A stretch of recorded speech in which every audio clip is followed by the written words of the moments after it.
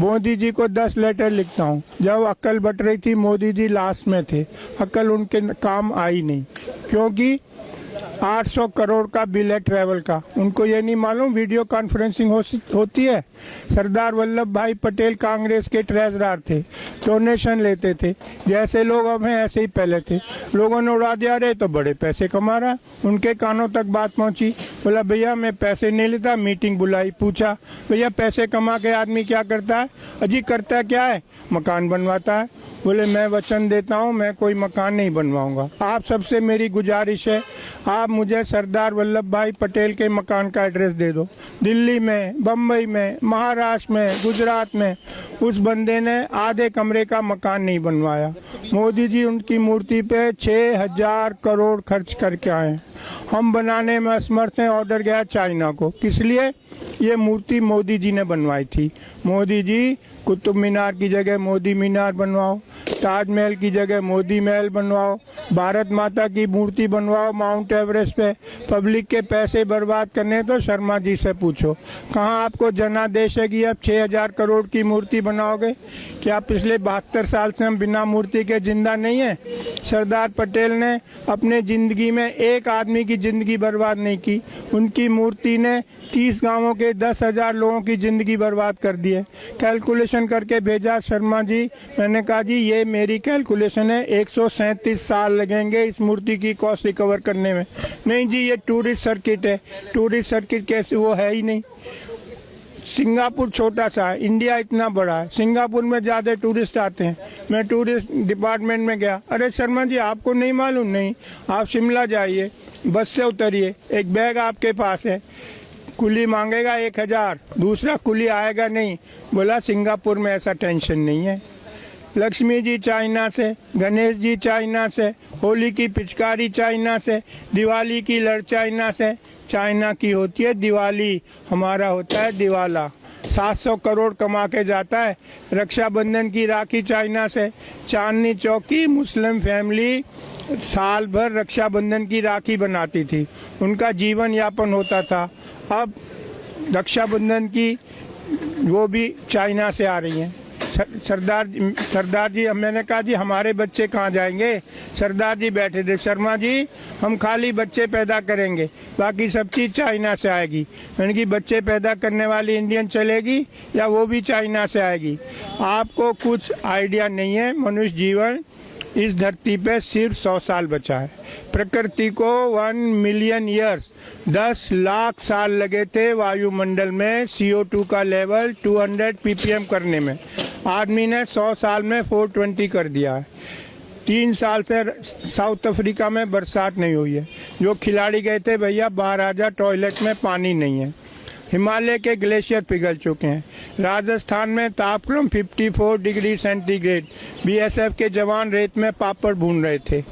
लातूर, मराठवाड़ा, महाराष्ट्र, 100 एकड़ का मालिक घर पे ताला लगा के जा रहा है। भैया कहाँ जा रहा है? कह जी शुगर मिल में झाड़ू मारूंगा। क्यों?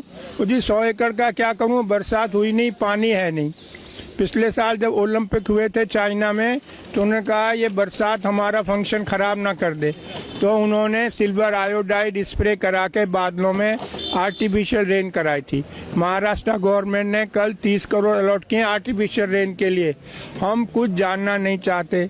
समुन्द्र का लेवल 3.5 फुट बढ़ेगा। लाखों लाख केरल के लोगों को कहाँ बसाओगे? हवा की बात नहीं कर रहा हूँ, आर्टिक की बर्फ पिघल चुकी है।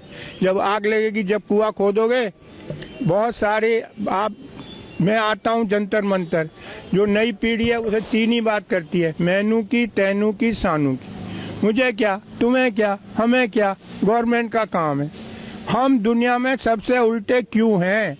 स्वीडन ने कल $100 का सरचार्ज लगाया है एयर ट्रेवल पे। फिनलैंड ने बैन कर दिया, कोई हवाई जहाज से नहीं जाएगा। यूरोप में कार्बन क्रेडिट एविएशन के लिए पूरे साल आप एक स्टाफ फ्लाइट नहीं ले जा सकते। क्यों?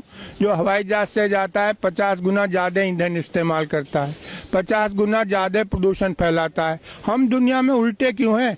धरती गर्म हो रही है, सबसे ज्यादा प्रभाव हमारे देश पे पड़ेगा। मैं बता चुका हूँ, ऐसा कहीं भी नहीं है। न्यूक्लियर बैन कर दिया। 3 माइल आइलैंड वो हुआ था एक्सीडेंट, अमेरिका में, 30 साल से वहाँ कोई ऑर्डर नहीं है। जर्मनी ने बैन कर दिया, स्वीडन ने कर दिया। आप गूगल पे जाओ, चेरनोबिल टाइप करो, CHERNOBLE। दुनिया की सबसे महंगी इमारत यूक्रेन में बन रही है, जब इससे महंगी इमारत आज तक बनी नहीं, न्यूक्लियर एक्सीडेंट को कवर करने को। हम न्यूक्लियर के पीछे भाग रहे हैं, हम एयर ट्रेवल के पीछे भाग रहे हैं। मैं क्या क्या बताऊं आपको।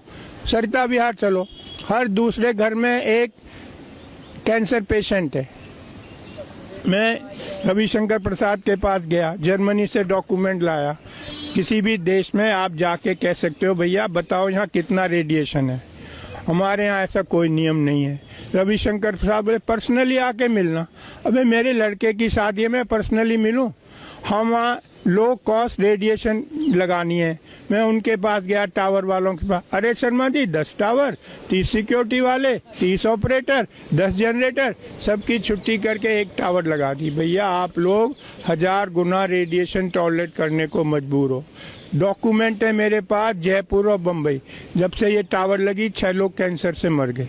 कोई जानना ही नहीं चाहता रियलिटी। ना जो टॉप पे लोग हैं उनको कुछ अक्ल नहीं है, ऐसे लोग रिक्रूट करें। मैं जाता हूँ बताने, मैं IIT से पढ़ा हूँ, लंदन से पढ़ा हूँ, डॉक्यूमेंट लाता हूँ, लेकिन यहाँ कोई अक्ल वालों की कोई व्यवस्था ही नहीं है। मोदी जी क्यों 800 करोड़ खर्च करते हैं ट्रेवल पे? पता नहीं वीडियो कॉन्फ्रेंसिंग हो सकती है 6000 करोड़ मूर्ति पे। गरीब देश का पैसा। 3 साल का बच्चा रोड पे पेन बेच रहा है। अरे 6000 करोड़।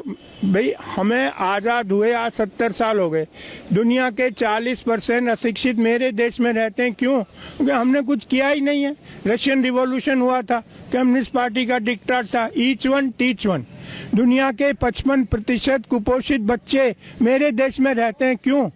आदमी माँ के पेट से होगा, पैदा होगा कि आम के पेड़ पे लगेगा। 52% फीमेल आर एनीमिक। नई पीढ़ी स्वस्थ कैसे पैदा होगी?